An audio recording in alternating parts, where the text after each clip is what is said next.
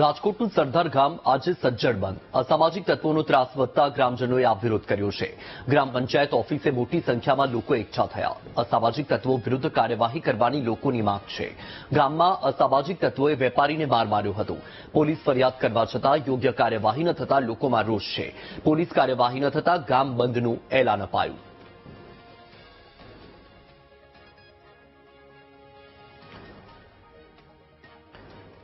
તો આપણી સાથે સંવાદદાતા ભાવેશ લાઈવ જોડાયા છે. ભાવેશ, સરદાર ગામ આજે સજ્જડ બંધ રાખવામાં આવ્યું છે. લોકોમાં ભારે રોષ છે. હાલમાં ત્યાં કેવો માહોલ છે? લોકોનું શું કહેવું છે?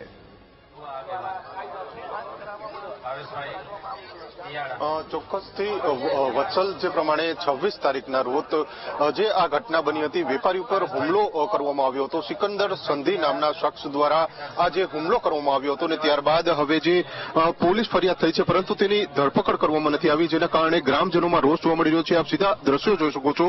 જે સરદાર ગામમાં લોકો છે તે એકઠા થયા છે. ગ્રામ સભા છે તે યોજવામાં આવી રહી છે. સાથે સાથે જે આ આરોપી છે તેની તાત્કાલિક ધરપકડ કરવામાં આવે તેવી પણ ક્યાંક ને ક્યાંક માંગણી છે તે ઉઠી છે.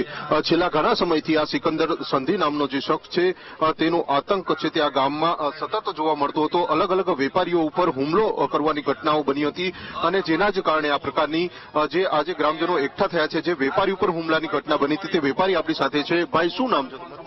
મયુરભાઈ વસોયા મારું નામ છે. તમારી ઉપર હુમલાની ઘટના બની હતી, શું થયું હતું તે દિવસે? ક્યારે આખી આ ઘટના બની હતી? માટેલ ટાયર નામની મારા દુકાન છે સરદારમાં, અને આટકોટથી સિકંદર સંધી નામનો વ્યક્તિ છે કે લુખો છે. ગામની અંદર અવારનવાર ઘણાયના બૂચ પણ માર્યા છે અને ગામમાં ઘણાયને છરીઓ પણ બતાવી છે. એટલે એને ટાયર નાખવા હતા. એ ટાયર નાખવા આવ્યો હતો. મેં કીધું, ભાઈ, ટાયર અમે બાકી દેતા નથી. ઈ અને એના છોકરો અને સાથે એક વ્યક્તિ હતો. એટલે કે ટાયર તો તારે નાખી દેવા જો. એટલે મારી ઉપર હુમલો કર્યો છે. એને મારું લેપટોપ તોડી નાખ્યું છે અને કોઈ દુકાનમાં નુકસાની થઈ છે. એની ગાડીની અંદર છરી અને પાઇપ કાઢીને હુમલો મારી ઉપર કર્યો. શું માંગણી છે અત્યારે? શું કરી? હવે પોલીસ ઉપર એક જ માંગણી છે, કારણ તાત્કાલિકની ધોરણે પકડી અને કાર્યવાહી કરો. તાત્કાલિક જે કાંઈ એની કાર્યવાહી થતી હોય અને ગામની અંદર સરઘસ કાઢો. ચોક્કસથી જે આગેવાનો છે તે પણ જોયા છે. શું કહેશો? જે પ્રમાણે આખી ઘટના બની છે, અત્યારે વિરોધ કરવામાં આવી રહ્યો છે. અત્યારે આ જે ઘટના બની છે એમાં ગામ લોકોનો એટલો આક્રોશ છે કે પણ કોઈ પણ કાળે આ આરોપીને પકડી અને એને આકરામાં આકરી સજા દેવામાં આવે અને ગામની સમક્ષ એને સજા દેવામાં આવે, જેથી કરીને ગામ લોકો, આ જે વેપારીઓ ડરી ગયા છે એનો ડર દૂર થાય અને ગામમાં બીજી વખત આવી ઘટના ન બને. જે પ્રમાણે વત્સલ, ગ્રામજનો છે તે મોટી સંખ્યામાં એકઠા થયા છે અને ક્યાંક ને ક્યાંક જે આ આરોપી છે તેની ધરપકડની માંગણી છે તે કરવામાં આવી રહી છે. આગેવાન છે ભાજપના, તે પણ છે. શું કહેશો ચેતનભાઈ, આ આખી ઘટના બની છે, હવે ગ્રામજનો એકઠા થયા છે? ગત રોજ 26ના રોજ જે બનાવ બનેલ અને અમારા એક માટેલ ટાયરના મયુરભાઈ વસોયા ઉપર હુમલો થયેલ, એ હુમલાના સંદર્ભમાં આજે સંપૂર્ણ ગામ બંધ રહેલ છે. સર્વે સમાજના લોકો આજે ઉપસ્થિત છે. એનો એક જ માંગ છે, આવા લુખા તત્વોને યોગ્ય સજા મળે. જે વિરોધ છે તે કરવામાં આવી રહ્યો છે અને ગ્રામજનો પણ એકઠા થયા છે. ગ્રામજનોને પૂછું, દાદા, શું કહેશો? તમે અહીંયા આવ્યા છો સભામાં, શું માંગણી છે? આ અસામાજિક તત્વોનો સતત આતંક જોવા મળે છે.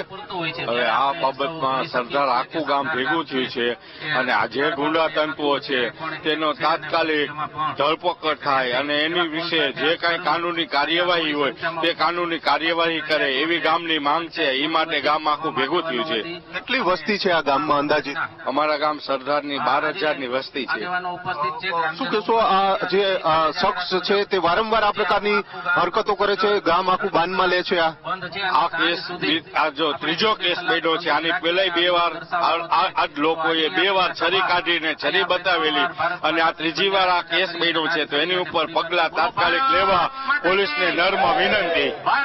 ચોક્કસથી જે પ્રમાણે ગ્રામજનો છે તે પણ જોવા મળી રહ્યા છે. અંદાજિત જે 12,000 કરતા વધારાની વસ્તી છે, એવામાં જે ગ્રામજનો છે તે સતત વિરોધ છે તે કરી રહ્યા છે. વત્સલ, જે પ્રમાણે આરોપી છે સિકંદર સંધી નામનો આરોપી છે, તેની વિરુદ્ધ ગુનો નોંધાયો છે, પરંતુ હજુ સુધી તેની ધરપકડ કરવામાં નથી આવી, જેના કારણે આજે સજ્જડ આખું ગામ છે તે બંધ રાખવામાં આવ્યું છે. જી બિલકુલ ભાવેશ, માહિતી સાથે જોડાવા બદલ આપનો આભાર.